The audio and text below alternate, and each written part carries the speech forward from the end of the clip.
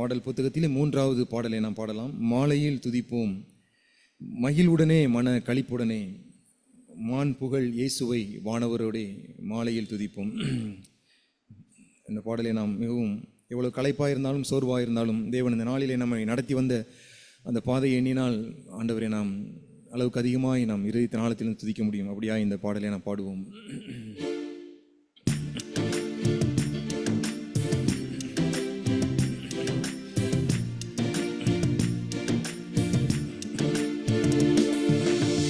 மாலையில் துதிப்போம் மகிழ்வுடனே மன களிப்புடனே, மாண்புகள் இயேசுவை வானவரோடே மாலையில் துதிப்போம். காலை மாலை உறங்காரே நம் காவலனாய் இருப்பாரே,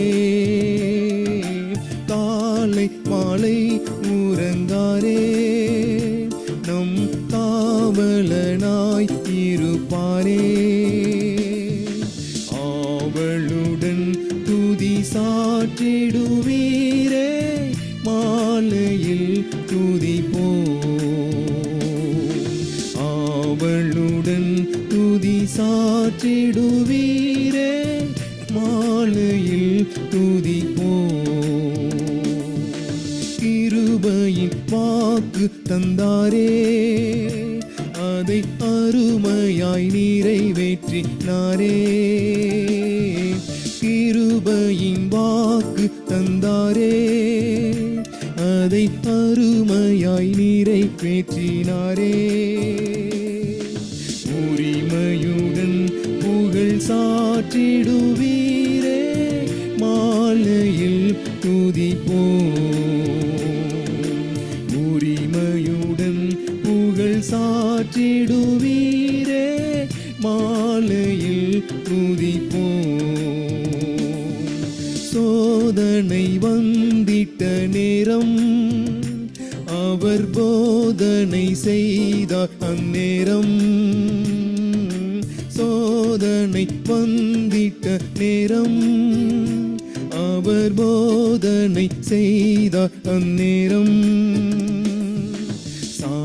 சாதனையாகவே நிற்க செய்தாரே மாலையில் துதிப்போம். சாதனையாய் நிற்க செய்தாரே மாலையில் துதிப்போம். தானி துளை திடதானே தன்னை தியாகமாய் கொடுத்திட்டதேனே,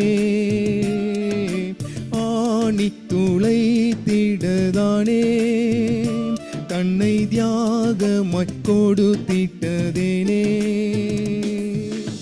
ஏகமாய் இயேசுவின் நாமத்தை தானே மாலையில் துதிப்போம். ஏகமாய் இயேசுவின் நாமத்தை தானே ஆமென் துதிப்போம். ஆயிரம் நாவிருந்தாலும் அவர் அன்பை துதிக்க போதாது, ஆயிரம் நாவிருந்தாலும் அவர் அன்பை துதிக்க போதாது. 10,000 பேரில் சிறந்தவரை நாம் மாலையில் துதிப்போம். 10,000 பேரில் சிறந்தவரை நாம் மாலையில் துதிப்போம். மகிழ்வுடனே மனக்களிப்புடனே, மாண்புகள் இயேசுவை வானவரோடே மாலையில் துதிப்போம்.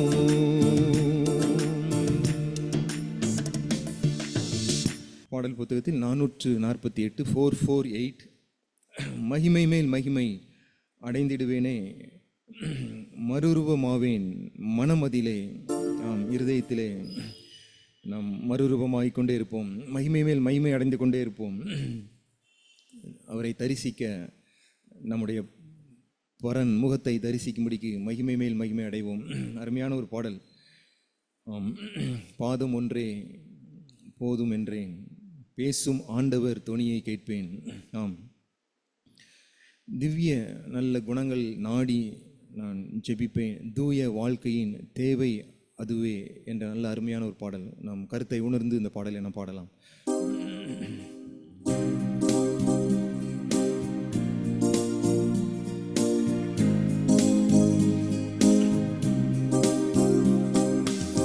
மகிமை மேல் மகிமை அடைந்திடுவே, மறுரூபமானே மனமதிலே மகிழ்ந்திடவே, தரிசிக்கவே பரன்முகமே, மகிழ்ந்திடவே தரிசிக்கவே பரன்முகமே. உந்தன் பாதம் என்னை பலியாய் உம்மை மனதுடன் ஒப்படைத்தேன். உந்தன் பாதம் என்னை பலியாய் உம்மை மனதுடன் ஒப்படைத்தேன். ஏற்றுக்கொண்டருளும் தேவபலன் விளங்கும், தேற்றி உயிர்ப்பித்திடும் தம்மாவியினால், தேற்றி உயிர்ப்பித்திடும் தம்மாவியினால். மகிமை மேல் மகிமை அடைந்திடுவேன், மறுரூபமானே மகிழ்ந்திடவே, மகிழ்ந்திடவே தரிசிக்கவே பரன்முகமே, மகிழ்ந்திடவே தரிசிக்கவே பரன்முகமே. தேவசாயல் தேவ சமூகம், தேவ பிள்ளைகள் அடையும் பாக்கியம். தேவசாயல் தேவ சமூகம், தேவ பிள்ளைகள் அடையும் பாக்கியம். எந்தன் வாஞ்சையிதே என்று சேர்ந்திடுவே, என்னை நிரப்பிடுமே தம்மாவியினால், என்னை நிரப்பிடுமே தம்மாவியினால்.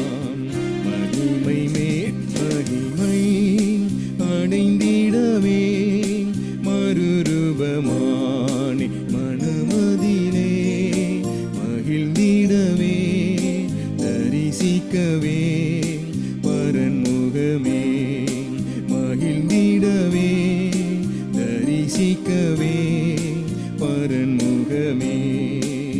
திவ்ய குணங்கள் நாடி ஜெபித்தேன், தூய வாழ்க்கையின் தேவை அதுவே.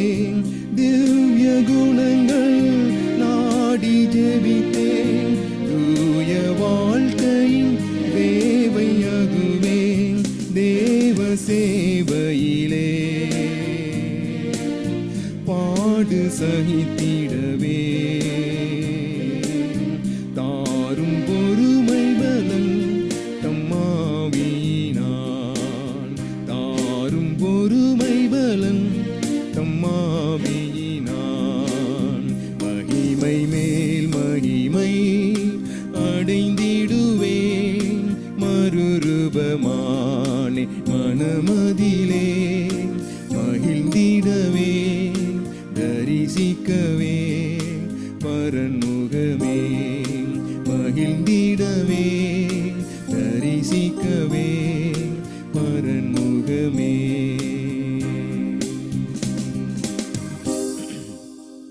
அருமையான சகோதர சகோதரிகளே, உங்களோடு கூட மறுபடியுமாக தேவனுடைய வார்த்தைகளை தியானிப்பதற்கு தேவன் கொடுத்த நல்ல வாய்ப்புக்காக நான் தேவனை துதிக்கிறேன். இந்த நாளிலும் பழைய ஏற்பாட்டிலிருந்து சில குடும்பங்களை பற்றி இல்லைன்றால் சில குடும்பங்களை பற்றி நான் உங்களோடு கூட பேசலாம் என்று இருக்கிறேன். சில நேரங்களிலே வேதத்தை நாம் தியானிக்கும் பொழுது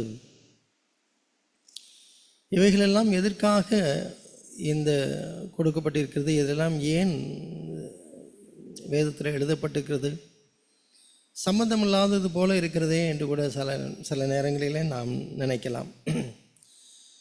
நாம் ஸ்கூலில் படிக்கும் பொழுதெல்லாம் நாம் ஒரு எஸ்ஸே எழுத வேண்டும் என்று நமக்கு சொல்லிக் கொடுக்கும் பொழுது அதில் ஒரு முன்னுரை, அதன் பின்பாக ஒரு பாடி, ஒரு மத்திய நம்முடைய கருப்பொருளை சொல்லக்கூடிய ஒரு பகுதி, அதன் பின்பாக ஒரு முடிவுரை என்றெல்லாம் வைத்து நம்ம அழகாய் அதை துவக்கி அதை ஒரு கன்க்ளூஷன் மாதிரி கொடுத்து அதை முடிப்பு அப்படி படித்திருக்கிறோம். ஆனால் வேதத்திலே அப்படி ஒரு முன்னுரை அந்த மாதிரியெல்லாம் இல்லை.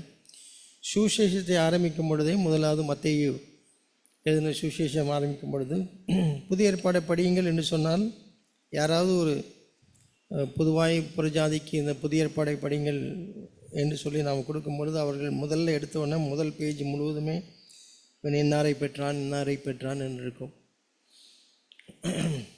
அப்படி நான் சில நேரங்களில் ஆரம்ப காலங்களில் இதை வாசிக்கும் பொழுது ஏன் முதல் அதிகாரத்தில் ஒரு முன்னுரையோடு அதை ஆரம்பிக்கக்கூடாது? புதிய ஏற்பாடு நம்முடைய விருப்பத்தின்படி அல்ல, தேவனுடைய காரியங்கள்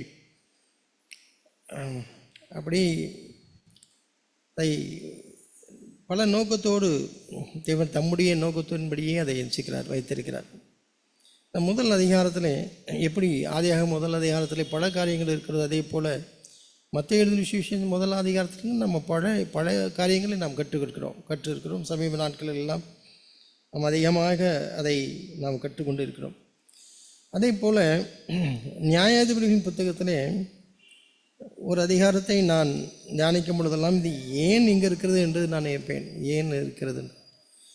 நியாயாதிபதிகளின் புத்தகம் 17வது அதிகாரத்திலே நீங்கள் திருப்பிக் கொள்ளுங்கள். நீங்கள் ஏற்கனவே நியாயாதிபதிகளை படித்திருப்பீர்கள் என்றால் அந்த சாப்டர் எடுத்த உடனே உங்களுக்கு அது ஞாபகம் வரும். 17ஆம் அதிகாரத்தில் மீகா என்கிற ஒருவரை பற்றி இருக்கிறது. அதுக்கு முன்பாக பல நியாயாதிபதிகள், யப்தாவை பற்றி பார்க்கிறோம், இல்லை என்றால் கிதியோனை பற்றி பார்க்கிறோம், தெபோராவை பற்றி பார்க்கிறோம், அதன் பின்பாக சிம்சோனை பற்றி பார்க்கிறோம். இவர்கள் எல்லாருமே ராஜாக்களின் காலங்களுக்கு முன்பாக இஸ்ரவேல் ஜனங்கள் எப்பொழுதெல்லாம் தேவனை விட்டு தூரமாய் போனார்களோ, அதாவது இஸ்ரவேல் ஜனங்களை எகிப்திலிருந்து நடத்தி வந்த மோசேயின் பின்பாக யோசுவா, இவர்களை இது மட்டுமாக அந்த லீடர்களுக்கு, தலைவர்களுக்கு பயந்து அவர்கள் நடந்து வந்தார்கள். யோசுவா அவரை நடத்தி வந்ததன் பின்பாக அதனுடைய மரணத்திற்கு முன்பு அவரவர்கள் இங்கே ராஜா இல்லை, அவரவர்கள் மனதில் என்ன இருக்கிறதோ அதன்படி அவர்கள் வாழ்ந்தார்கள். அதைத்தான் 17ஆம் அதிகாரம் 6வது வசனத்தில் இருக்கிறது. அந்நாட்களில் இஸ்ரவேலில் ராஜா இல்லை, அவனவன் தன் பார்வைக்கு சரி போனபடி செய்து வந்தான் அப்படின்னு இருக்கிறது. ஒரு ராஜா இல்லை. அந்த காலகட்டங்களிலே சரியான தலைவர்களும் இல்லை, ராஜாக்களும் இல்லை, தீர்க்கதரிசிகளும் இல்லாத இருக்கும் பொழுது தேவன் நியாயாதிபதிகளை எழுப்பி அவர்கள் மூலமாக ஜனங்களை விடுவித்தார். மட்டுமல்ல, அவர்களை நியாயம் விசாரித்து அவர்களை நடத்தி கொண்டு வந்தார். இப்படியெல்லாம் படித்து கொண்டே வரும்போது 17ஆம் அதிகாரத்தில் ஒரு இடைச்செருகல் போல ஒரு சம்பவத்தை இங்கே பார்க்கிறோம். மீகா என்கிற ஒரு மனுஷன் இருந்தான், அவன் இப்படி என்னென்னவாறு செய்தான் என்று அங்கே வரும். ஒருவேளை நீங்கள் படித்திருந்தவர்கள் நீங்கள் கொஞ்சம் மறுபடியுமாக அதை நினைவுபடுத்தி பார்த்து கொள்ளுங்கள். இதில் முதல் வசனத்தில் எப்ராயிம் மலை தேசத்தினாகிய மீகா என்னும் பேருள்ள ஒரு மனுஷன் இருந்தான். அவன் தன் தாயை நோக்கி, உன்னிடத்தில் இருந்த 1100 வெள்ளிக்காசு களவு போயிற்றே, அதை குறித்து என் காதுகள் கேட்க நீ சாபமிட்டாயே, அந்த பணம் இதோ என்னிடத்தில் இருக்கிறது, அதை எடுத்தவன் நான் தான் என்றான். அதற்கு அவன் தாய், என் மகனே, நீ கர்த்தரால் ஆசீர்வதிக்கப்படுவாய் என்றாள். அருமையான சகோதர சகோதரிகளே, நமக்கு சற்று குழப்பமாக இந்த காரியங்கள் இருக்கிறது. ஏனென்றால் அந்த மீகா என்கிற ஒரு மனுஷனுடைய தாய் ஒரு பணத்தை வைத்திருக்கிறாள். அது களவு போயிற்று. அதை களவு போயிற்று என்று சொன்னவுடனே அவள் எல்லோரும் கேட்க சாபமிடுகிறாள். இவைகள் எல்லாமே நாம் பழைய உடன்படிக்கையில் கூட ஏற்றுக்கொள்ள முடியாத சம்பவங்கள். அவள் பணம் எடுத்தவனை சாபமிட்டு அவள் திருத்து விடுகிறாள். அதை கேட்டுக்கொண்டிருக்கிறவன் மீகா, அவளுடைய அந்த அருமையான தாயுடைய மகன்.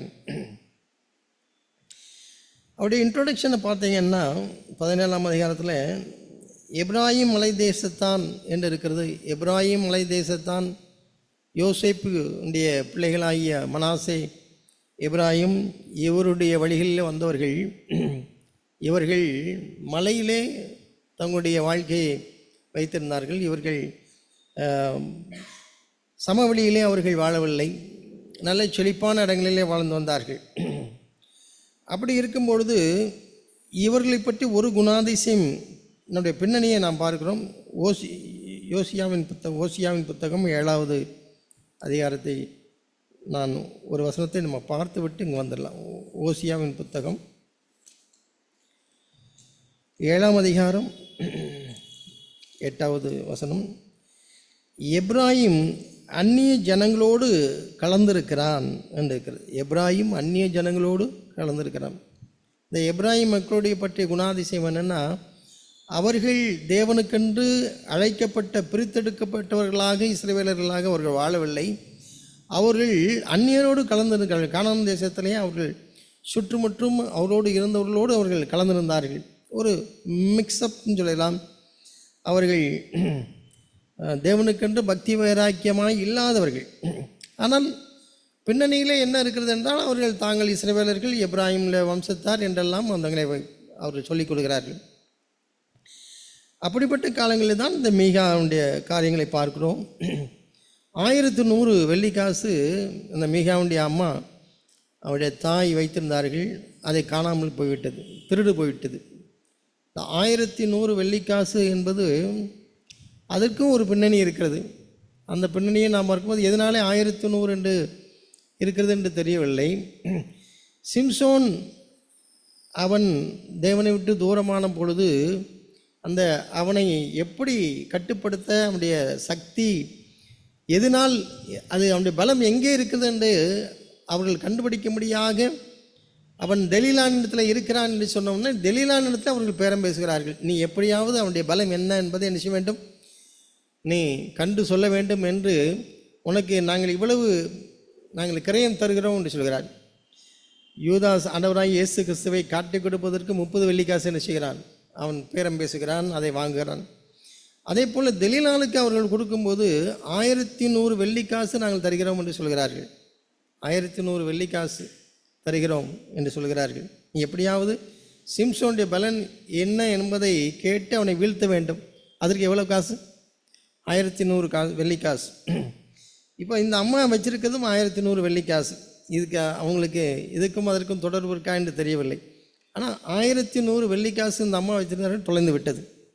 தொலைந்து விட்டவனே அவர்கள் சாபம் போடுகிறார்கள், யாரோ ஒருவன் எடுத்திருப்பான் என்று. ஆனால் எடுத்தது தன்னுடைய மகன். அதை பாருங்க, அவன் சொல்லுகிறான், நீ இப்படி என் காதுகள் கேட்ட, நீ சாபம் இட்டாயே, இதோ என்னத்தில் பணம் இருக்குது, அதை எடுத்தவன் நான் தான் என்கிறான். முதல்ல சாபம் போட்ட உடனே இப்போ மகன் பார்த்த உடனே அவன் டைலாக் பேசுகிறார்கள், நீ கர்த்தரால் ஆசீர்வதிக்கப்படுவாயாக என்கிறார்கள். கர்த்தரால் ஆசீர்வதிக்கப்படுவாயாக. நான் ஒவ்வொரு வரியாக அதை யோசிக்கும் பொழுது, ஜனங்கள் எப்பொழுது மற்றவர்களோடு கலந்து போகிறார்களோ அப்பொழுது தேவனுடைய ராஜ்யத்துக்கு அடுத்தவைகளையும் அவைகளையும் அதை குழப்பிக்கொண்டோ இல்லை என்றால் அதிலே கலந்து தான் இருப்பார்கள். கலந்து கொண்டே அவர் நடித்து கொண்டே இருப்பார்கள். இவன் சாபமிட்டது தேவனுக்கு பிரியமில்லாத வழியிலே. இப்போ மகன் சொன்ன உடனே அவன் இப்படி அவனுடைய குணாதிசயத்தை பாருங்கள். அவன் திருடுகிறவனாக இருக்கிறான். மீகான்கிறவன் திருடுகிறவனாக இருக்கிறான். அப்போ ஒரு திருட்டு பிள்ளையை தான் என்ன செய்திருக்கிறார்கள், இவர்கள் வளர்த்திருக்கிறார்கள்னு சொல்லலாம். அப்படி தான் வளர்த்திருக்கிறார்கள். இப்போ திருடனவன் உடனே அவன் நான் தான் எடுத்தேன் என்று சொன்ன உடனே கர்த்தரால் ஆசிரியக்கப்பட இது எப்படி இருக்குது, ரொம்ப நல்லா இருக்குது. நல்ல ஒரு தேவபக்தியில் ஒரு குடும்பத்தில் ஒரு தேவபக்தியில் தாய் சொல்வதை போல அது இருக்கிறது. நீ கர்த்தரால் ஆசீர்வதிக்கப்படுவாயின்னு சொல்கிறாங்க. நான் இந்த சம்பாஷணைகளை பார்க்கும்போது பல நேரங்களில் நாமும் கூட இதே போல் ஊறிப்போன ஒரு மாய்மாலுக்காரர்களாய் சில நேரங்களில் நாம் மாறிவிடுகிறோம். நாம் பேசுவது ஒன்று, நடப்பது ஒன்று, செய்வது ஒன்று.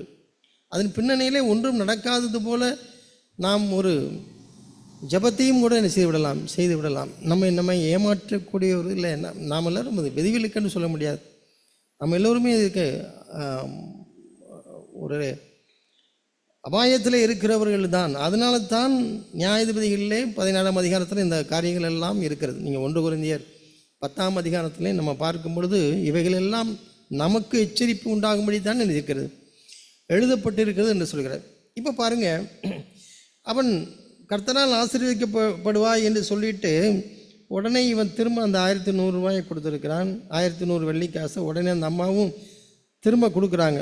திரும்ப கொடுக்கறது எதற்காக என்றால், நீ இதில் ஒரு வெட்டப்பட்ட ஒரு சொரூபத்தையும் வார்ப்பிக்கப்பட்ட ஒரு விக்கிரகத்தையும் உண்டு பண்ணு. நீ என்கிட்ட திருப்பி கொடுத்துட்டல, நான் இதை கொடுக்கேன், நீ இந்த 2 விக்கிரகங்களை உண்டு பண்ணுன்னு சொல்கிறாங்க. அப்படியே இந்த மகன் செய்கிறான். விக்கிரகத்தை பண்ணி 5வது வசனத்தில் பாருங்கள், மீகா சுவாமிக்கு ஒரு அறை வீட்டை நியமித்து வைத்திருந்தான். அவன் ஒரு ஏபத்தையும் சுரூபங்களையும் உண்டு பண்ணி தன் குமாரரில் ஒருவனை பிரதிஷ்டை பண்ணினான். இவன் அவனுக்கு ஆசாரியனானான். பாருங்கள், தேவனுடைய பிரமாணங்களில் முதல் பிரமாணம் என்னையின்றி வேறே உனக்கு தேவர்கள் உண்டாயிருக்க வேண்டாம். அப்படியெல்லாம் தேவன் பேசியிருக்கிறவர். தேவனுடைய விருப்பங்கள் என்ன எல்லாம் தேவனுடைய காரியங்களை அறிந்திருந்த ஒரு ஜனம் இப்பொழுது அதனுடைய பெயரை வைத்தே ஏமாற்றுகிறது போல இருக்கிறது. இப்போது துணிந்து போய் அவர்கள் ஒரு 2 விக்கிரகங்களை பண்ணுகிறார்கள்.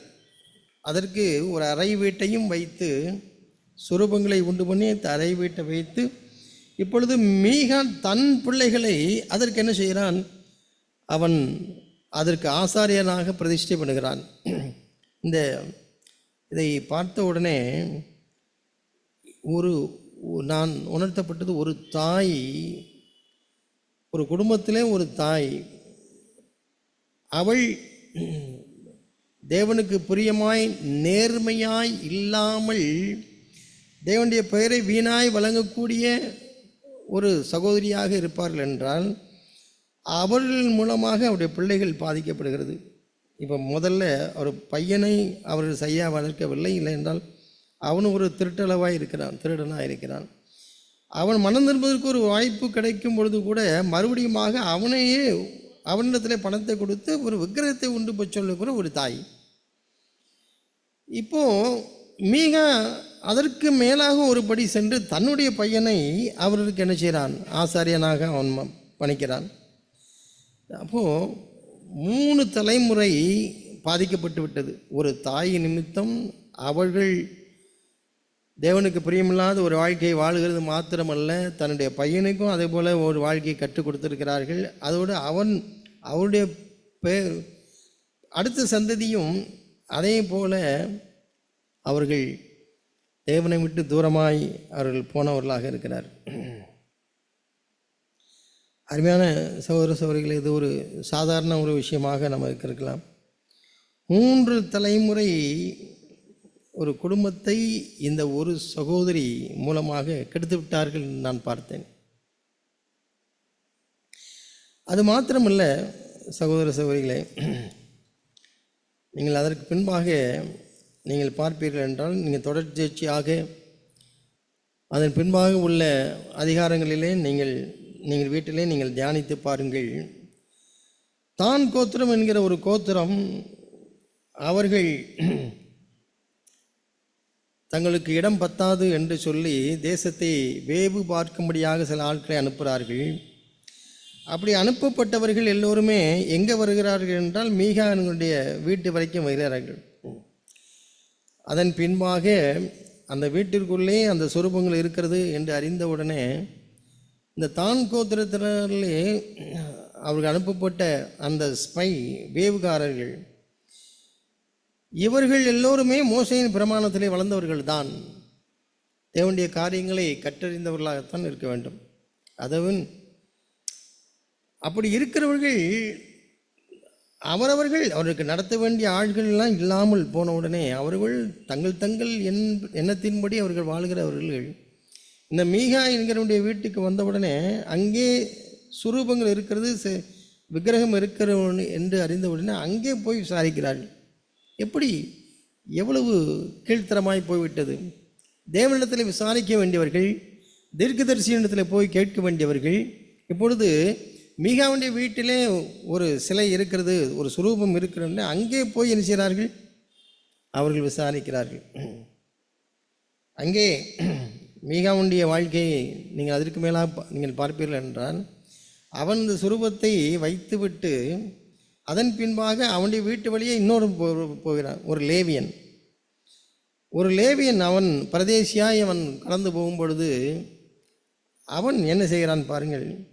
அவனை தன்னுடைய வீட்டிற்குள்ளே அழைத்து அவனை ஆதரித்து அவன்கிட்ட சொல்லுகிறான், நீ என் கூடயே இரு, எனக்கு என்ன இருக்கு, என் கூடவே இருப்பேன் என்றால் நான் உண்டு பண்ணின அந்த விக்கிரகத்துக்கு ஒரு லேவியனை வைத்திருக்கும் போது தேவன் என்னை ஏற்றுக்கொள்வார் என்பதை போல ஒன்றை சொல்கிறான்.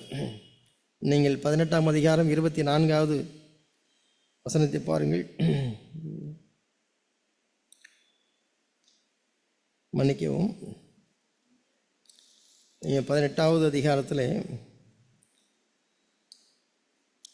நீங்கள் வீட்டிலே நீங்கள் வாசிக்கலாம். அவர்கள் என் கூடவே இரு, அப்பொழுது தேவனுடைய இரக்கம் எனக்கு கிடைக்கும் என்று சொல்லி அவன் பேசுகிறான். அங்கீகரிக்கப்படுகிறதுக்காக இப்படி ஒரு லேவியனை தனக்கென்று அவன் ஆசாரியனாக வைத்திருப்பதன் மூலம் தேவனுடைய அங்கீகாரம் கிடைக்கும் என்று நினைக்கிறான். கொஞ்சம் இதில் ஆழமாய் நீங்கள் பார்ப்போம். தேவனுக்கு பிரியமில்லாத ஒன்றை செய்துவிட்டு அதற்கு லேவியுடைய ஒரு அங்கீகாரத்தை தேடுகிறான் மீகா. ஒரு தனிப்பட்ட ஒரு மனுஷன்.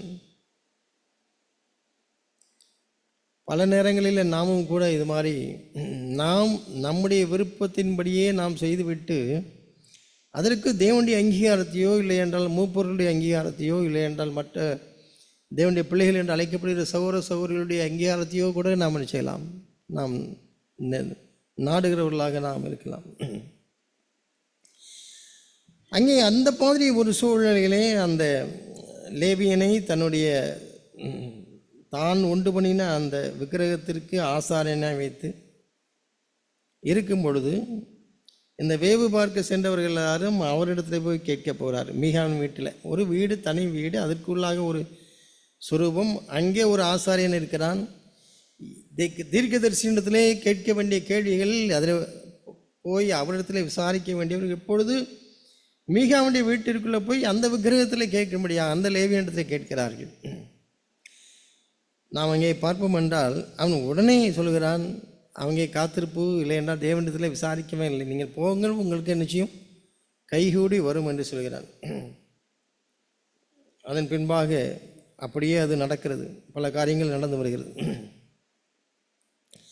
இதனுடைய முடிவிலே அவர் எங்கே போகிறார்களோ அங்கே ஒரு கொடூரமான ஒரு வெற்றி என்று சொல்லலாம். வெற்றி. அதன் பின்பாக நாம் எங்கே பார்க்கிறோம்? 30வது வசனத்தை பாருங்கள்.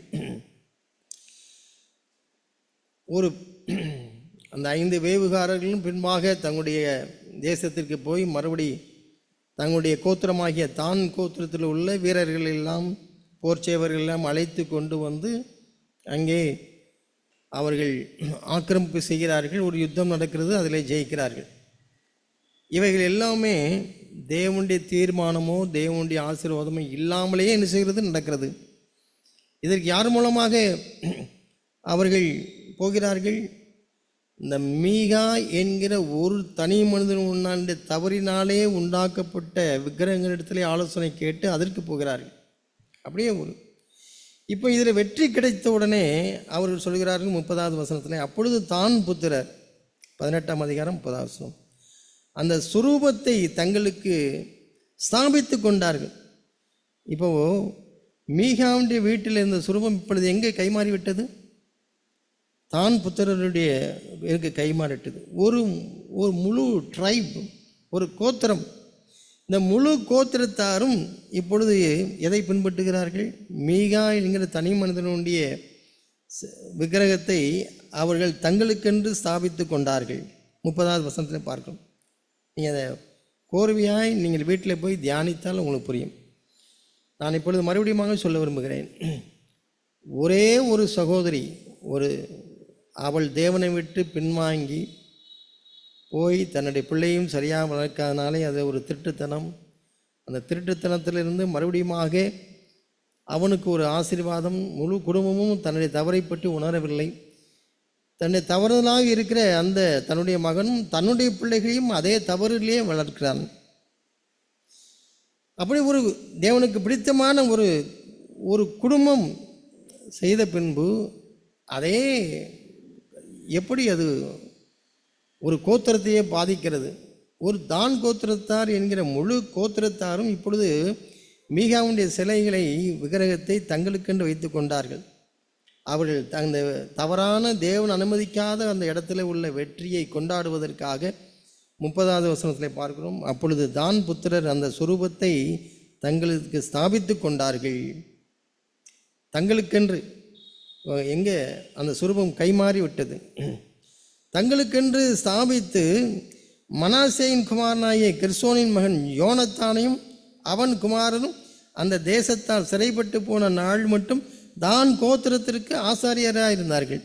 தேவனுக்கு ஆசாரியர்களாக இருக்க வேண்டியவர்கள், யெகோவாவுக்கு ஆசாரியர்களாக இருக்க வேண்டியவர்கள் இப்பொழுது மீகா என்கிற தனி மனிதனுடைய வாழ்க்கையில் உருவாக்கப்பட்ட ஒரு சிலைக்கு, ஒரு சுரூபத்திற்கு அடிமையாகிவிட்டார்கள். முழு கோத்திரமும். அதற்கு யோனத்தான் என்கிறவனும், யோனத்தானும் அவன் குமாரனும் அந்த தேசத்திலே இருக்கும் பொழுது அவர்களே ஆசாரியர்கள். யோனத்தான் என்றால் என்ன? அந்த பெயருக்கு என்ன அர்த்தம்? காட்ஸ் கிஃப்ட் என்று அர்த்தம், தேவனுடைய ஈவு என்று அர்த்தம். இல்லையென்றால் யெகோவாவே இதை எனக்கு கொடுத்திருக்கிறார் என்று அர்த்தம். அப்பேற்பட்ட ஒரு மனுஷன், அந்த பெயருடையவன் யோனத்தான் இப்பொழுது எங்கே நிற்கிறான்? மீகாவுடைய சிலைக்கு முன்பாக இருந்து அதை ஆராதித்து கொண்டு இருக்கிறான். அதற்கு ஆசாரியனாக இருக்கிறான். 31வது வசனத்தில் பாருங்கள். தேவனுடைய ஆலயம் சீலோவில் இருந்த காலம் முழுவதும் அவர்கள் மீகா உண்டு பண்ணின சுரூபத்தை வைத்து கொண்டிருந்தார்கள். பல வருஷங்கள் அவர்கள் மீகாவுடைய சுரூபத்தை வைத்து ஆராதித்து கொண்டிருந்தார்கள். அருமையான சகோதரர்களே, எவ்வளவு பெரிய ஒரு வீழ்ச்சி பாருங்கள். ஒரு சகோதரியிடத்திலிருந்து ஆரம்பித்து ஒரு குடும்பத்தை பாதித்து, அதன் பின்பு ஒரு கோத்திரத்தையே செய்து பாதித்து, ஒரு நாள் 2 நாள் அல்ல, பல வருஷங்கள் சீலோவில் இருந்த காலம் முழுவதும் அவர்கள் மீகாவுடைய சுரூபத்தை வைத்துக் கொண்ட இவர்கள் எல்லாரும் யாரை பின்பற்றி வந்தவர்கள்? யோசேப்பு யாரை பின்பற்றி அவன் வாழ்ந்தான்? அவன் யோசேப்புடைய வாழ்க்கையில் எப்படி உத்தமனாக இருந்தான்? அப்பொழுது அவன் யாரை தெய்வமாக கொண்டு வாழ்ந்தான்? எல்லாம் எங்கேயோ போய்விட்டது. காலகாலங்களிலே அவரவர்கள் தங்களுடைய இஷ்டத்திற்கு போனதுனாலே எல்லாம் தாறுமாறாய் போய் இப்பொழுது ஒரு தனி மனிதனுடைய சொரூபத்தை ஒரு கோத்திரமே கொண்டாடி கொண்டிருக்கிறது. 1 ராஜாக்கள் 12ஆம் அதிகாரத்தில் இருப்போம். 1 ராஜாக்கள் 12ஆவது அதிகாரம். நான் உங்களுக்கு கோர்வையாக நான் சொல்ல விரும்புகிறேன். பல வருஷங்கள் ஆயிருக்கலாம் இந்த சம்பவங்கள்லாம் நடந்த பின்பு. அப்படி நடந்து போகும்பொழுது தாவீது அரசாளுகிறார். அதன் பின்பாக சாலமோன் பதவிக்கு வருகிறார்.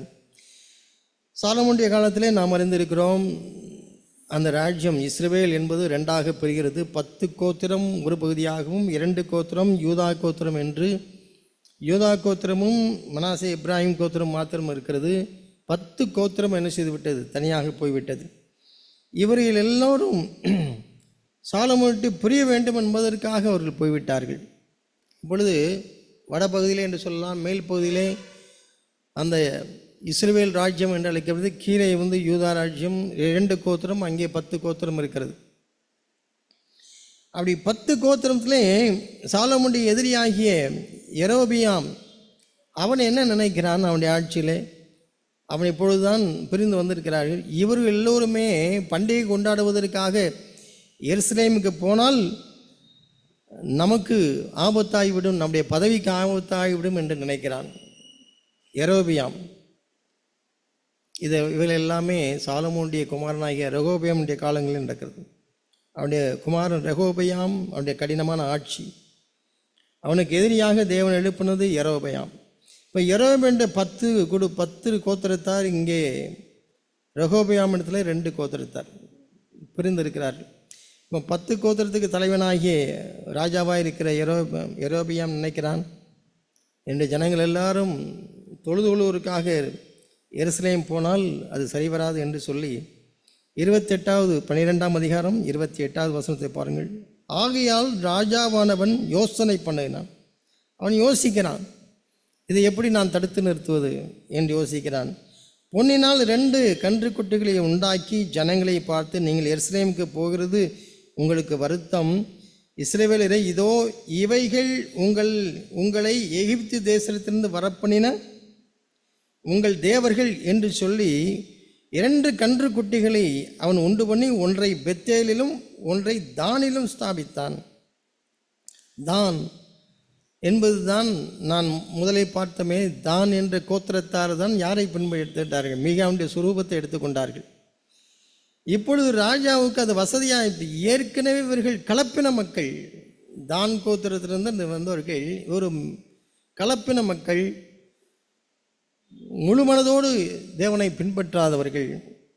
அப்படி அவர்கள் காம்ப்ரமைஸ் பண்ணி வாழ்ந்து கொண்டிருந்த அவர்களுக்கு மத்தியிலே இப்பொழுது ராஜா ஒன்றை கொடுத்து இதை எளிதாக அவர்களை பின்பற்றும்படியாக செய்து விட்டார். வெகு எளிதில் ஒன்றை பெத்தேலிலும் ஒன்றை தானிலும் வைக்க. ஏற்கனவே தான் கரப்ட் ஆகிவிட்டது. இதை வைத்தால் அவர்கள் எளிதாக ஏற்றுக்கொள்வார்கள். எங்கே போக மாட்டார்கள்? உண்மையான யெகோவாவை தேடி அவர்கள் போக மாட்டார்கள் என்று வைத்தான். 30வது வசனத்தை பாருங்கள். இந்த சம்பவம், இந்த காரியம் பாவமாயிற்று. ஜனங்கள் இந்த ஒரு கன்றுக்குட்டிக்காக தான் மட்டும் போவார்கள். 10 கோத்திரத்து ஜனங்களும் எங்கே போகிறார்கள்? தானுக்கு போகிறார்கள். அருமையான சகோதர சகோதரிகளை, இது ஏன் இந்த நியாயாதிபதிகளில் நீங்கள் 18ஆம் அதிகாரம் 10ஆம் அதிகாரம் 2 அதிகாரங்கள் ஏன் இருக்கிறது? அந்த மீகா என்கிறவரை ஏன் அவரை பற்றி சொல்லப்பட்டிருக்கிறது என்று பார்த்தால், நன்றாய் பாருங்கள். அவன் கெட்டு போனான். அந்த தாய் தன்னுடைய மகனை கெடுத்தால், தன்னுடைய பேரனை கெடுத்தார்கள். இந்த முழு குடும்பம் கெட்டு போய்விட்டது. அதன் பின்பாக அது நிமித்தம் அந்த தான் கோத்திரத்தார் கெட்டு போய் ஒரு சுரூபத்தை, மீகா உண்டு பண்ண சுரூபத்தை உண்டு பண்ணார்கள். இப்போது அதிலிருந்து ஒரு படி மேலாக போய் 10 கோத்திரத்தாரும் தானில் என்ன செய்கிறார்கள்? பொன் கன்றுக்குட்டியை அவர்கள் எளிதாய் அவர்கள் என்ன செய்தார்கள்? பின்பற்றி போனார்கள். அதன் பின்பாக நீங்கள் சரித்திரம் முழுவதையும் நீங்கள் பார்ப்பீர்கள் என்றால், யூதா கோத்திரத்தாரை விட மேலே இருந்த 10 கோத்திரத்தாரும் தேவனை அவர்கள் உண்மையாய் பின்பற்றி வரவில்லை. துரோகம் செய்து கொண்டே இருந்தார்கள். தேவனை பின்பற்றாமல் துரோகம் செய்து கொண்டே இருந்தார்கள். இதையெல்லாம் நான் தியானித்த பொழுதுதான் இந்த 2 அதிகாரத்திலே ஒரு இஸ்ரவேல் ஜனங்களுடைய முழு வீழ்ச்சியுமே ஒரு தாயுடைய வாழ்க்கையிலிருந்து ஆரம்பிக்கிறது, இல்லை என்றால் ஒரு குடும்பத்திலிருந்து ஆரம்பிக்கிறது என்று தான் பார்த்தேன்.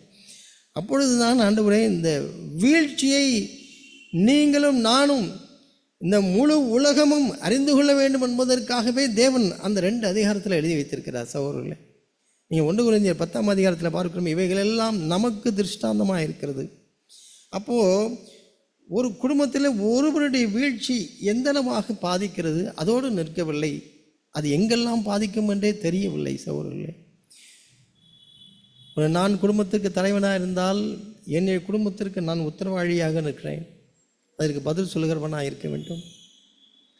என்னுடைய வாழ்க்கையில் ஒரு நேர்மையும் உண்மையும் தேவனுக்கு என்று ஒரு மாய்மலம் இல்லாத வாழ்க்கையை வாழவில்லை என்றால் என்னுடைய வாழ்க்கையை அப்படியே என்னுடைய பிள்ளைகள் பின்பற்றுகிறார்கள். அவர்களும் கெட்டு போகிறது மாத்திரமல்ல, சந்ததி சந்ததியாய் அவர்கள் எளிதாக தேவனை விட்டு தூரம் போகிறார்கள். இது மேற்கொண்டு எவர்கள் எல்லாம் பாதிக்க போகிறதில்லை. நம்முடைய வாழ்க்கையில் எவர்கள் எல்லாரும் குறுக்கிடுகிறார்களோ அவர்கள் எல்லோரும் எளிதாக எதை பின்பற்றி விடுவார்கள்? நம்முடைய பக்தி வைராக்கியத்தை பின்பற்றுவது என்பது அது மிகவும் கஷ்டமானது. அது காலம் தாழ்த்தி தாழ்த்தி நடக்கக்கூடியது. ஆனால் என்னுடைய தோல்வி மற்றவர்களை பின்பற்றுவது என்பது வெகு வேகமாக நடக்கக்கூடியது, வெகு எளிதாக நடக்கக்கூடியது. அப்பொழுது நாம் எவ்வளவு ஜாக்கிரதையாக இருக்க வேண்டும், நம்முடைய குடும்பங்களிலே எவ்வளவு ஜாக்கிரதையாக இருக்க வேண்டும். ஒரு பெற்றோராக இருக்கிறவரும் சரி, நம்முடைய குடும்பத்திலே நாம் தாயாக இருந்தாலும் சரி, தாயாக இருக்கிற ஒரு சகோதரனுடைய வீழ்ச்சி இந்த உலகத்துக்கு ஒத்து அவர்கள் வாழ்ந்து கொண்டே இருந்தார்கள் என்றால் அது எங்கெல்லாம் அந்த தாக்கம் இருக்கும் என்பது நாம் கண்டுபிடிக்க முடியவில்லை. சகோதர சகோதரிகளே, நாம் அதற்கு பயப்பட வேண்டும். நான் அதை தியானித்த பொழுது அதற்கு நாம் பயப்பட வேண்டும். ஆண்டவரே, நீர் எங்களுக்கு எச்சரிக்கையாக இவளை எழுதியிருக்கிறேன். அது மாத்திரமல்ல, இவருடைய ஒரு ராஜா இவர் இந்த வழியில் வரும்பொழுது இந்த யெரொபெயாம் என்கிற ஒரு ராஜாவின் நிமித்தம் 10 கோத்திரமும் பின்பற்றி வழி விலகி போய்விட்டது. தேவனை விட்டு தூரமாய் போய்விட்டார்கள். அதிலும் கொடுமை, இவைகள்தான் உங்களை எகிப்திலிருந்து கொண்டு வந்தவைகள் என்று சொல்வதுதான். அவர்கள் அதையும் நினைவில் வைத்திருக்கிறார். இவர்களெல்லாம் மறந்து போனவர்கள் அல்ல. தேவனுடைய விடுதலையை, எகிப்திலிருந்து புறப்பட்டதை எல்லாம் நினைவில் வைத்திருக்கிறார்கள். அவைகளெல்லாம் இருக்கத்தான் செய்கிறது. காலகாலமாய் அது எப்படி உருமாறி அதனுடைய வீழ்ச்சி எந்த அளவுக்கு போய்விட்டது என்றால், துணிகரமாய் நம்மை எகிப்திலிருந்து அழைத்து வந்த தெய்வங்கள் இவைகள் தான் என்று சொல்லக்கூடிய அளவிற்கு இவர்கள் எங்கே இந்த யெகோவாவை கைவிட்டார்கள்? நம்ம ஒன்றும் விதிவிலக்கு அல்ல.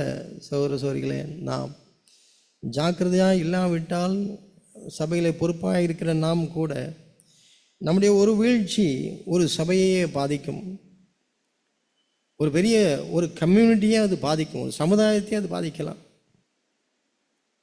அப்படி என்றால் தேவனுடைய சபையில் பொறுப்பாக இருக்கிற நாம் எவ்வளவு அதிக ஜாக்கிரதையாக இருக்க வேண்டும் என்பதுதான் நான் யோசித்தேன்.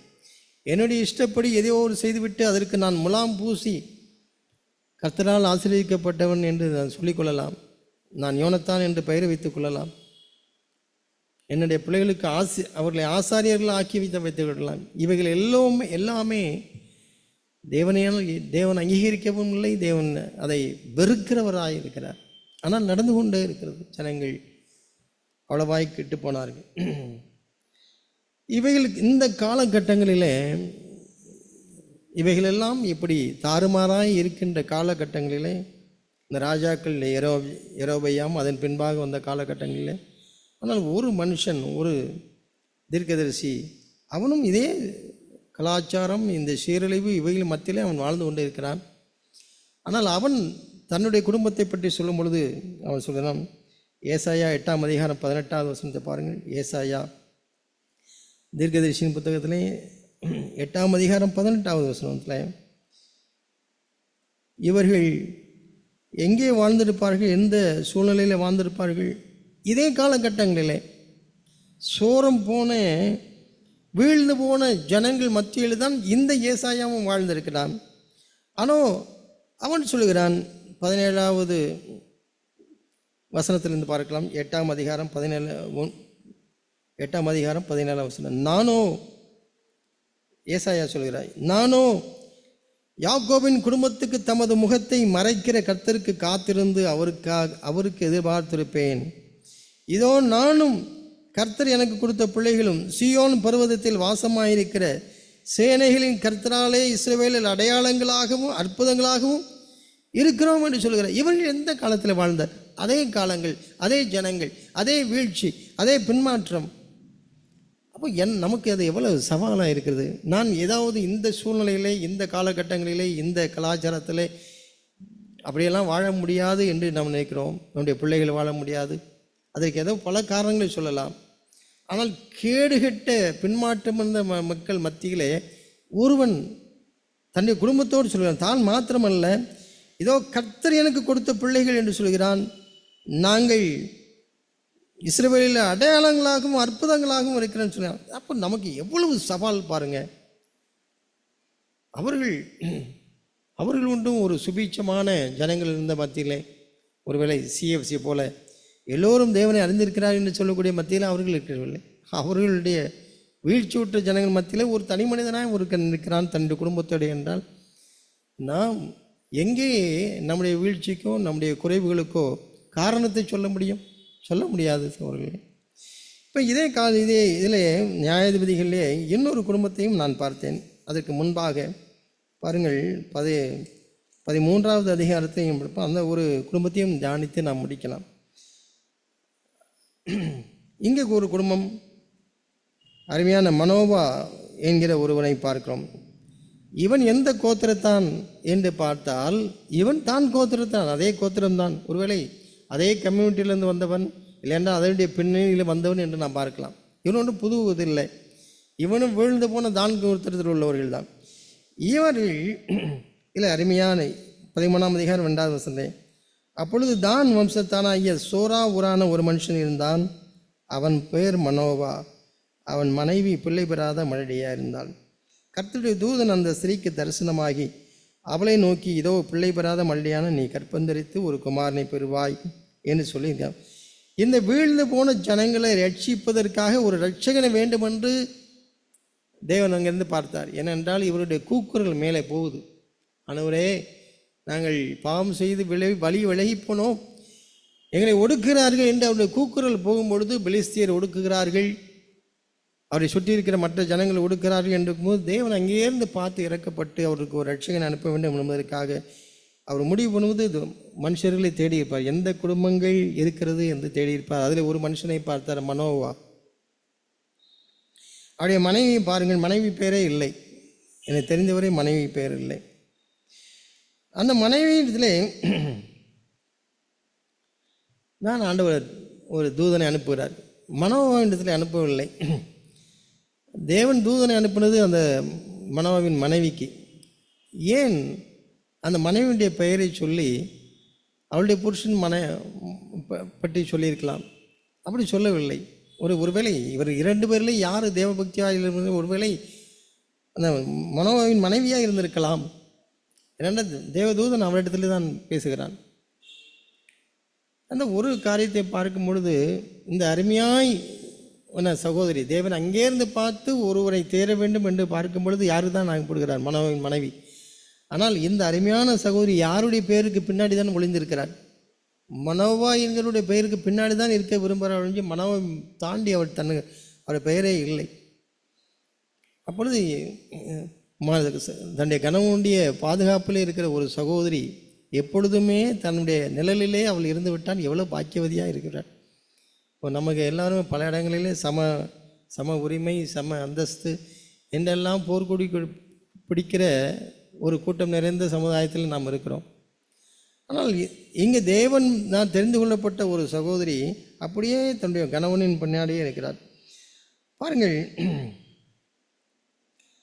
அப்போ இனினமாய் நீ இருக்க வேண்டும் என்று சொல்லும் பொழுது சிம்சோனுடைய பிறப்புக்காக அவருடைய மனைவியை அவருடைய தாயை தயார் பண்ணும் பொழுது, அப்பொழுது 6வது வசனத்திலே அந்த ஸ்திரீ தன் புருஷனிடத்தில் வந்து தேவனுடைய மனுஷன் ஒருவர் வந்தால் என்னென்ன பிரகாரம் செய்தார் என்று கேட்க சொல்கிறார். எவ்வளோ அருமையான ஒரு சகோதரி! நேரே தன்னுடைய கண்ணனை நேர புருஷனிடத்தில் வந்து சொல்கிறார். 8வது வசனத்திலே அந்த அருமையான குடும்ப தலைவனை பாருங்கள். அப்பொழுது மனோவா கர்த்தரை நோக்கி விண்ணப்பம் பண்ணி, என் ஆண்டவரே, நீர் அனுப்பின தேவனுடைய மனுஷன் மறுபடியும் ஒரு விசை எங்களிடத்தில் வந்து பிறக்கப் போகிற பிள்ளைக்காக நாங்கள் செய்ய வேண்டியதை எங்களுக்கு கற்பிப்பாராக என்று வேண்டிக் கொண்டான். என்னே ஒரு வாழ்க்கை, என்னே ஒரு குடும்பம், எவ்வளோ அருமையான ஒரு குடும்பமாக பார்க்கிறேன்.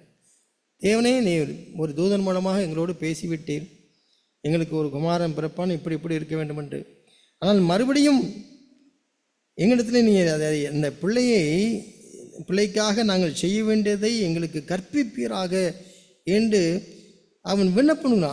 என் ஆண்டவரே அப்படின்னா அது எவ்வளவு அவங்களுடைய அது ஒரு எக்ஸ்க்ளமேட்டரியாக இருக்கிறது. என் ஆண்டவரே என்றால் அவ்வளவு அதிகமாய் அவன் விருப்பத்தோடு தேவனிடத்தில் கேட்கிறான். அவனுடைய ஜெபங்கள் தேவன் கேட்கிறார்.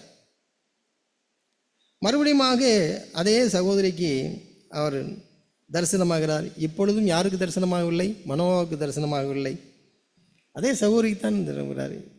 அப்போ ஜெபம் பண்ணது ஒரு புருஷன், ஆனால் வெளிப்பாடு யாருக்கு?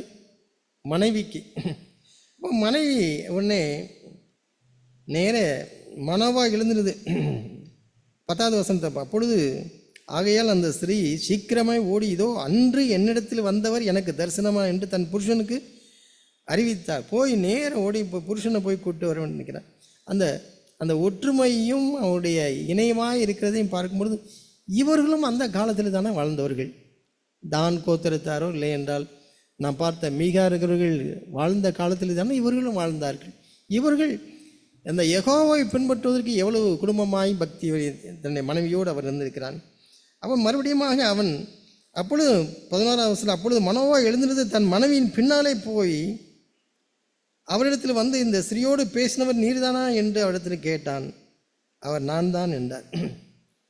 அநேக நேரம் கல்யாணம் முடிஞ்ச உடனே மாமியார் சொல்கிறது பாருங்கள், இந்த மனைவி பின்னாடி போயிட்டான் என்று சொல்கிறார்கள். தன்னுடைய மகனை பார்த்து கல்யாணம் முடிஞ்சு கொஞ்ச நாளில் மனைவி பின்னாடி போயிட்டான். இங்கேயும் அருமையான ஒரு சகோதரன் மனைவி பின்னாடி போனதான் பார்க்கிறோம். ஆனால் மனைவி பின்னாடி போகிறது இங்கே எதற்காக? 2 பேரும் ஒருமித்து தேவனை அந்த தூதனை சந்திப்பதற்காக. அப்போ குடும்பமாய் புதிதாய் கல்யாணம் திருமணம் பண்ணவர்கள் யார் பின்னாடி போகலாம்? மனைவி பின்னாடி போகலாம். எப்பொழுது போகலாம்? தேவனை இன்றைய காரியங்களிலே அவர்கள் போவது எவ்வளோ அருமையாக இருக்கிறது.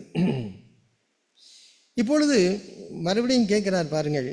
அப்பொழுது மனோவா, நீர் சொன்ன காரியம் நிறைவேறும்போது அந்த பிள்ளையை எப்படி வளர்க்க வேண்டும், அதை எப்படி நடத்த வேண்டும் என்று கேட்டான்.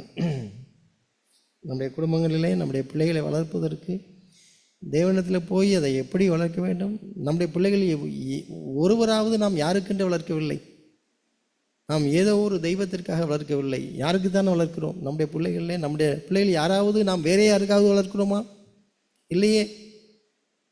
அவர்களுக்கு தேவன் தீர்க்க தரிசனமாய் இல்லை என்றால் தூதன் தரிசனமாய் தோன்றி இதையெல்லாம் இந்த பிள்ளைகளுக்கு என்று செய்கிறார். இன்றைய நாட்களே நம்முடைய குடும்பத்தில் இருக்கிற ஒவ்வொரு பிள்ளைகளும் யாருக்கு தான்? தேவனுக்கென்று தானே நம்ம வளர்க்கிறோம். அப்போ தேவனுக்கென்று நாம் வளர்க்கிறவர்கள் இன்றைக்கு ஒரு தூதர் அல்ல, ஏராளமான தூதர் மூலமாக தேவனுடைய வார்த்தைகள் என்ன செய்கிறது நமக்கு கிடைக்கிறது.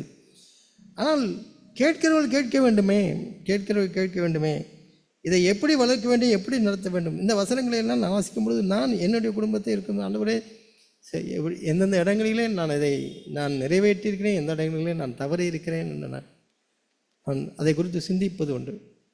கருத்தாய் திரும்பவும் தன்னுடைய பிள்ளையை எப்படி வளர்க்க வேண்டும் என்று பழைய உடன்படிக்கையில் இருந்த மனைவி கூட அதை செய்கிறார்களே. அப்போ நாங்கள் எவ்வளவு அதிகமாய் அறிந்திருக்கிறோம் என்று செய்ய வேண்டும் என்று தான் இருக்கேன். அதோடு நிற்கவில்லை பாருங்கள். 17வது வசனத்தில் பார்க்கிறார். மனோவா கேட்கிறார், மனோவா கர்த்தருடைய தூதன் இன்னைக்கு நீர் சொன்ன காரியம் நிறைவேறும்போது நாங்கள் உம்மை கனம் பண்ண முடியும், உடைய நாமம். அவருடைய நோக்கத்தை பாருங்கள். இவைகளெல்லாம் நடக்கட்டும், அதுக்கப்புறம் நான் யாரை கனம் பண்ண வேண்டும்? நான் உம்மை கனம் பண்ண வேண்டும். அந்த தூதனை பார்த்து இவைகளெல்லாம் அது இன்னும் பின்னாடி தான் நடக்கப் போகிறது. இப்பொழுதே அவன் சொல்கிறான். முதல்ல தரிசனம் ஆகும் பொழுதே அவன் அந்த முடிவுக்கு போய்விட்டார். மனோவா அது ஆச்சரியமாக இருந்தது. முடிவுக்கு போய்விட்டார். இவைகளெல்லாம் நடக்கும், அது நிறைவேறும் பொழுது நான் உம்மை கனப்படுத்த வேண்டுமே. நம்முடைய வாழ்க்கையில் நம்மளை எடுக்கிற எல்லா பிரயாசங்களிலும் கடைசியில் முடிவில் யாரை மகிமைப்படுத்துகிறதா இருக்க வேண்டும்? தேவனை மகிமைப்படுத்துகிறதா இருக்க வேண்டும். சின்ன விஷயங்கள் நம்முடைய பிள்ளைகளுக்கு ஒரு முயற்சியை பார்க்கிறோம், ஒரு படிப்பு இல்லை என்றால் ஒரு ஜாபுக்காக, இல்லை என்றால் நம்முடைய குடும்பமாக சேர்ந்து பல முடிவுகள் எடுக்கிறோம், தீர்மானங்களை எடுக்கிறோம், முயற்சி பண்ணுகிறோம். அதே முடிவில் தேவன் நம்மை ஆசீர்வதிக்கும் பொழுது இதை கைகூடி அனுகிரகமாய் தேவன் கைகூடி வரப்போகும் பொழுது நான் எங்கே இருக்கிறது? அவரை நான் கனப்படுத்த வேண்டும். கனம் பண்ண முடிய நாமம் என்ன என்று கேட்கிறான். அதற்கு தூதன் அருமையாக சொல்கிறேன், என்னுடைய நாமத்தை நீ ஏன் கேட்கணும்? அது அதிசயம் என்கிறான். நம்முடைய வாழ்க்கையிலே எல்லாமே இதுதான், அதிசயம்தான். தேவன் நம்மை நடத்தி வந்த பாதையை எப்படியாய் நாம் சீர்தூக்கி பார்ப்போம் என்றால் எல்லாமே அதிசயம்தான். சகோதர சகோதரிகளே, எதுதான் பாக்கி? நாம் கனப்படுத்தாததுதான் பாக்கி. நாம் அவரை அது தேவன் விரும்புகிற பிரமாணம் கனப்படுத்தாததான் பாக்கி. ஆனால் மனோவா அப்படி இல்லை. அவனை கனம் பண்ண வேண்டும் என்று முதல்ல அவன் தீர்மானிக்கிறான். உன் பெயர் என்ன என்று கேட்டு அதிசயம் என்று சொல்கிறான். உடனே ஓடி போய் அவன் எல்லாவற்றையும் ஆயத்தம் பண்ணி பலிகளை செலுத்துவதற்காக போஜனமனை கொண்டு வந்து அவன் செலுத்தினான். அப்பொழுது மனோவும் அவன் மனைவியும் பார்த்து கொண்டே இருக்கிறார்கள். அருமையாக இருக்கிறது. அந்த ஆராதனையை பாருங்கள். அந்த தூதனை பார்த்து விட்டு வந்தோடனே 2 பேருமே குடும்பமாய் அவர்கள் பலி செலுத்தி கொண்டு அப்படியே பார்க்கிறார்கள். அப்போது அந்த அதிசயம் விளங்குது. இவர்கள் இருந்து தெய்வனை ஆராதிக்கும் பொழுது அதிலிருந்து யார் எழும்பி போகிறார்? தேவதூதன் எழும்பி போகிறார். அந்த அதிசயம் விளங்கிற்று என்று இருக்கிறது. 19வது வசனத்தில் கடைசியில் பாருங்கள், மனைவியும் பார்த்து கொண்டு இருக்கிறது. மனோவாவும் அவன் மனைவியும் பார்த்து கொண்டு அந்த அதிசயம் விளங்கினது.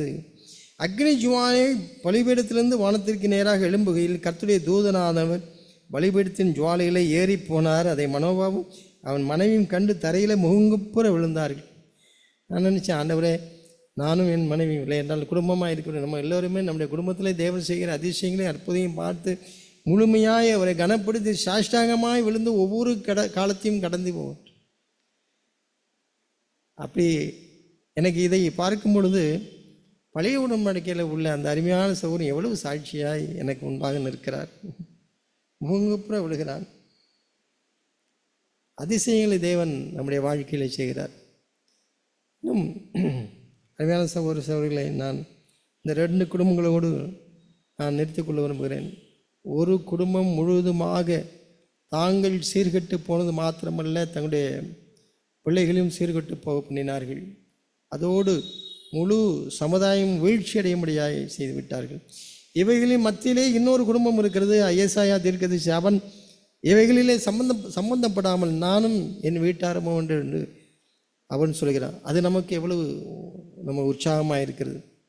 அதற்கு ஒப்பாய் இதே காலகட்டத்தில் வாழ்ந்த மனோவா, அவனுடைய மனைவி, அவர்கள் அவனுடைய அணுகுமுறை, தேவனுடைய வாழ்க்கையிலே தேவன் பேசுகிற காரியங்களில் உள்ள அணுகுமுறை. அருமையான சகோதரிகளே, தேவன் பல இடங்களிலே நம்ம பேசிக்கொண்டே இருக்கிறார். என்னுடைய சபையிலே ஒரு அருமையான ஒரு சகோதரன் பயந்து கொண்டு பொழுது, சாமுவேல் தேவன் பேச வேண்டும் என்று நினைக்கும் பொழுது சாமுவேலே என்று சொல்லும் பொழுது அவனுடைய பதிலை பாருங்கள். ஏலி சொல்லிக் கொடுக்கிறார், ஆண்டவரே பேசும் என்று கேட்கிறார். அதை நாம் அந்த 2 வசனங்கள் நாம் பல நேரங்களிலே ஆண்டவரே பேசும் பேசும் என்று கேட்கிறோம்.